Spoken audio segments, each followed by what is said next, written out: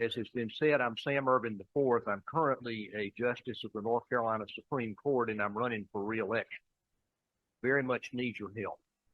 These elections depend on voter turnout. We had the experience in 2020 of watching a number of very fine candidates, including Justice Inman, fall short because of turnout disparities, and we need to make sure that that doesn't happen again. Why are these elections important? In some sense, I hope I don't have to tell you. But in case there's any doubt, let me tell you very clearly that we are at a crossroads in the courts in the state of North Carolina this year.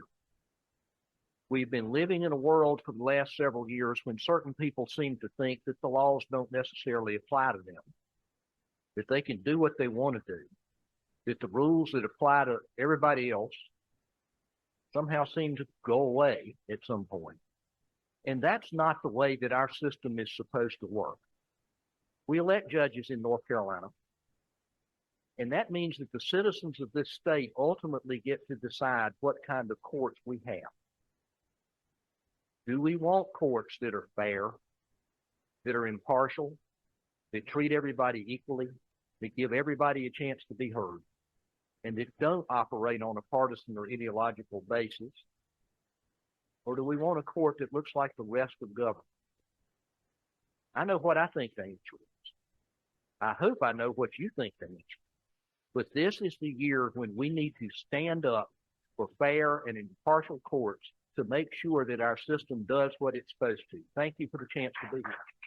But the law in North Carolina must be the same for every single person, no matter your zip code.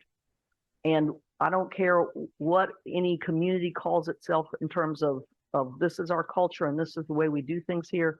We have to apply the law equally to everyone. That is the way to ensure that racial minorities, that any marginalized communities are treated fairly and not treated differently than others. Thank you.